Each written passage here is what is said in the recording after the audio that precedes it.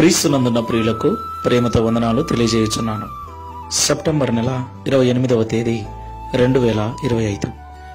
ఈరోజు దేవుడు మనకు చేస్తున్న వాగ్దానం ఏమిటనగా, కీర్తనల గ్రంథము 34వ కీర్తన 9వ చరణం.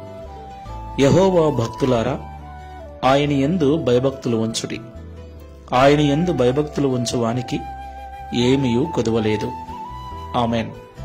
నా ప్రియమైన సహోదరి సహోదరులారా, దేవుణ్ణి ఆరాధిస్తున్న మనమందరం, దేవునికి భక్తి చేస్తున్న మనమందరం దేవుని యందు భయము కూడా కలిగి ఉండటం చాలా అవసరం. ఈనాడు చాలా మంది భక్తి చేస్తున్నారు, కానీ దేవునికి భయపడటం లేదు. దేవునికి భయపడేవాని చూపు, దేవునికి భయపడేవాని మాట, దేవునికి భయపడుతున్న వాని ప్రవర్తన పూర్తిగా వ్యత్యాసముగా దేవునికి ఇష్టమైనదిగా ఉంటుంది. ఈ లోకంలో దేవునికి ఎవరైతే భయపడుతూ భక్తి చేస్తూ ఉంటారో వారికి దేవుడు ఏమీ తక్కువ చేయకుండా సమృద్ధి చేత నింపుతానని వాగ్దానం చేస్తున్నాడు.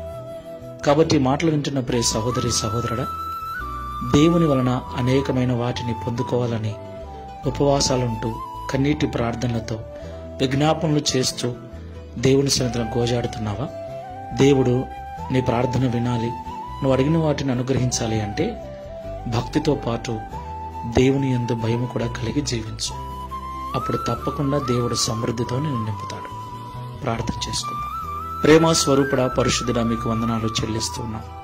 ఉదయకాల సమయంలో మాతో మీరు మాట్లాడిన ప్రతి మాటను బట్టి స్తోత్రములు. నిజమే తండ్రి, చిన్నపిల్లలు మొదలుకొని వృద్ధుల వరకు అనేకులు నీ యందు అమితమైన భక్తి కలిగి ఉన్నారు. అయితే భక్తి మాత్రమే ఉంటే చాలదని, మేము ఆశీర్వదించబడాలి, ఏ మేలు కొదవ లేకుండా సమృద్ధిగా జీవించాలంటే నీ మీద భక్తితో పాటు మీరంటే సంపూర్ణమైన భయం కలిగి జీవించాలని, అప్పుడే మేము కొదవలేని వారముగా దీవించబడతామని మాతో మాట్లాడినందుకు స్తోత్రములు. ఈ ప్రార్థనలో ఏకీభవిస్తున్న మేమందరం కూడా ఇక మీదట నీ యందు భక్తితో పాటు మీరంటే భయపడుచు మా ప్రవర్తన యందు జాగ్రత్త కలిగి పరిశుద్ధమైన జీవితాన్ని జీవించినట్లు సహాయం చేయమని, తద్వారా ఈ దిన వాగ్దానమును మా అందరి జీవితాన్ని నెరవేర్చి మీ నామమును మహిమపరచుకునమని యేసు నామములో ప్రార్థిస్తున్నాము తండ్రి. Amen. Praise the Lord. God bless you.